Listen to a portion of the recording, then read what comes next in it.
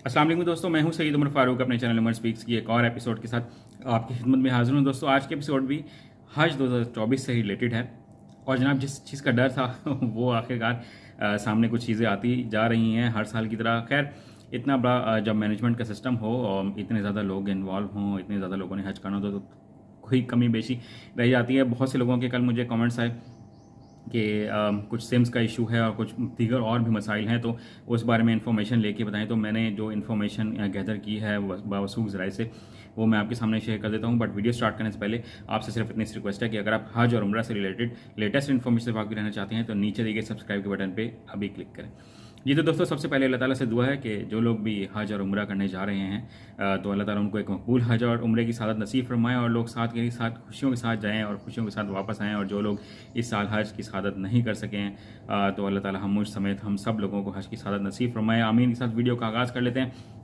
सबसे पहले बात करनी है यानी कि मिनिस्ट्री की तरफ से, हुकूमत की तरफ से दी गई यूफोन की सिम की।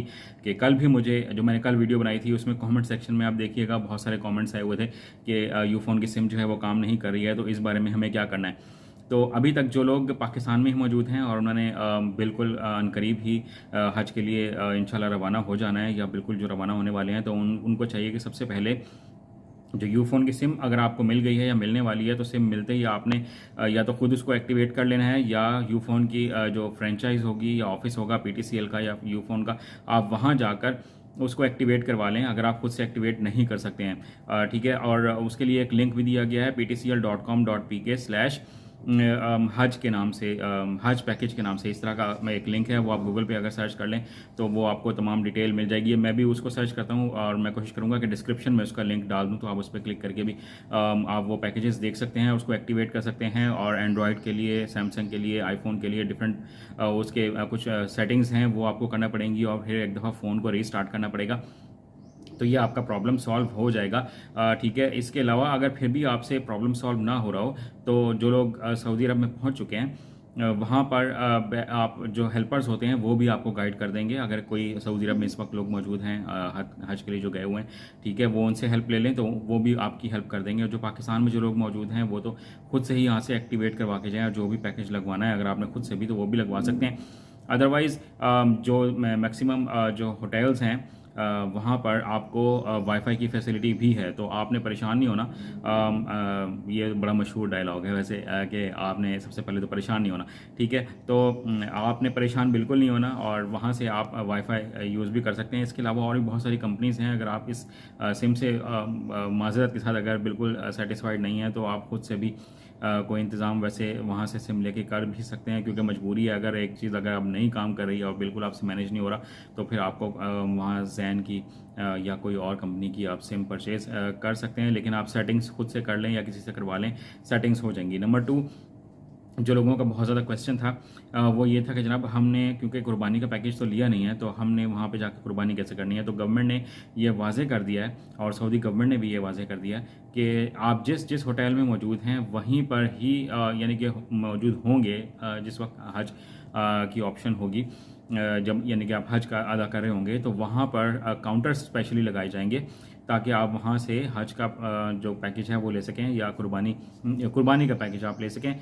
माज़रत के साथ कुर्बानी का पैकेज आप ले सकें और वहाँ से आप कुर्बानी करवा सकें। और गवर्नमेंट ने और सऊदी हुकूमत ने ये बहुत क्लियरली कहा है कि आपने किसी भी प्राइवेट बंदे से कुर्बानी का पैकेज नहीं लेना कि हम आपको ले चलते हैं, हम आपकी कुर्बानी करवा देंगे। बहुत से लोग पहली दफ़ा गए हुए होते हैं तो वहाँ पे उनका पता नहीं होता कि कौन सही है कौन गलत है। जो लोग जाते रहते हैं, पहले भी कई दफ़ा हज कर चुके हैं, वो तो ईज़िली शायद मैनेज कर लेंगे, लेकिन जो लोग पहली दफ़ा जा रहे हैं और जो पहले उनका तजुर्बा नहीं है सऊदी अरब का, तो आप लोग कोशिश ये करें कि जो काउंटर्स बने हों वहीं से ही रुजू करके आप लोग कुर्बानी का पैकेज वहाँ से ले लें ताकि आपको किसी भी किस्म के फ्रॉड का या धोखे का सामना ना करना पड़े। तो ये बात एक क्लियर हो गई। इसके बाद जो थर्ड चीज़ है वो है जनाब, सऊदी गवर्नमेंट ने बहुत क्लियरली बात की है कि जनाब जो गदागर हैं, जो फ़कीर होते हैं, वो वहाँ पर इस वक्त बहुत ज़्यादा एक्टिव हैं। तो वहाँ पर आपने किसी को भी गरीब समझ के या किसी को भी मुस्तहिक समझ के आपने उनको पैसे नहीं देने, उनकी मदद नहीं करनी, क्योंकि ये पाकिस्तान में तो ये सिस्टम आप देखें बहुत ज़्यादा ही इन है आजकल। लोग ज़्यादातर गदागरी सड़कों पर आपको या मोहल्लों में आपको नज़र आएंगे। तो आपने वहाँ पर जाकर इस तरह का सऊदी हुकूमत ने कहा है सख्ती से कि आपने किसी पे तरस नहीं खाना और किसी को कोई चीज़ नहीं देनी, क्योंकि उनके रूल्स बहुत सख्त हैं। तो वो जो लेने वाला है उसको तो सज़ा दे ही देंगे। अगर कोई ना कोई पकड़ा गया तो जो देने वाला होगा उसको भी कुछ ना कुछ होगा। जो लेने वाले हैं वो तो जाहिर सी बात है उनको पकड़ ही लेंगे, लेकिन जो देने वाले हैं उनके साथ भी कुछ सख्ती पेश आ सकती है, इसलिए आपने उनको अवॉइड करना है। ये थर्ड पॉइंट था। जो फोर्थ पॉइंट है वो जनाब लॉक्स से मुतालिक बहुत ज़्यादा तशवीश है कि बहुत से लोगों को प्रॉब्लम सामने आ रही है कि जो लॉक्स हैं, क्योंकि बहुत से लोग यहाँ पर हम अपने घरों में रहते हैं और सिंपल ज़िंदगी गुजार रहे होते हैं, कोई ताले शाले का ऐसा सिस्टम हमारे यहाँ नहीं होता। तो वहाँ के जो लॉक्स होते हैं वो कार्ड रीडर के थ्रू होते हैं कि कार्ड हम लगाते हैं दरवाजे के सामने, लॉक के सामने, तो जो दरवाज़ा है वो ओपन हो जाता है। तो बहुत से लोग को वो ओपन नहीं करना होता। तो आप किसी से हेल्प ले लें कि आपने इसको कैसे करना है। और फिर ये रिचार्जेबल कार्ड होता है।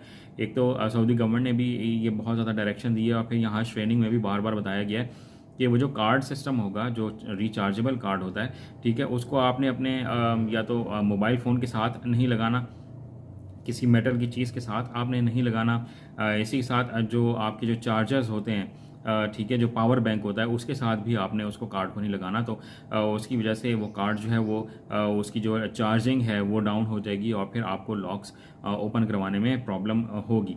तो आपने इन चीज़ों से थोड़ा सा बचना है और उसको जो कार्ड है उसको बहुत ज़्यादा संभाल के रखना है। और अगर कभी उसकी चार्जिंग डाउन भी हो जाती है तो आपने होटल के काउंटर पे जाकर अपने कार्ड को रिचार्ज करवा लें। रिचार्ज करवाने का मतलब ये नहीं है कि आपने कोई पैसे देने हैं, आपने सिर्फ उसकी चार्जिंग दोबारा करवा लेनी है और ये फ्री ऑफ कॉस्ट है। इस पर आपके कोई एक्सपेंस, कोई खर्चा नहीं होने वाला। जो नेक्स्ट पॉइंट है वो बहुत से लोग अभी भी ये पूछ रहे थे कि हमें सऊदी अरब में मक्का में और मदीना मुनव्वरा शरीफ में क्या सेपरेट लिविंग मिलेगी या इकट्ठे ही हम लोग मर्द और ख़वातीन रहेंगे। तो ऐसा नहीं है जनाब।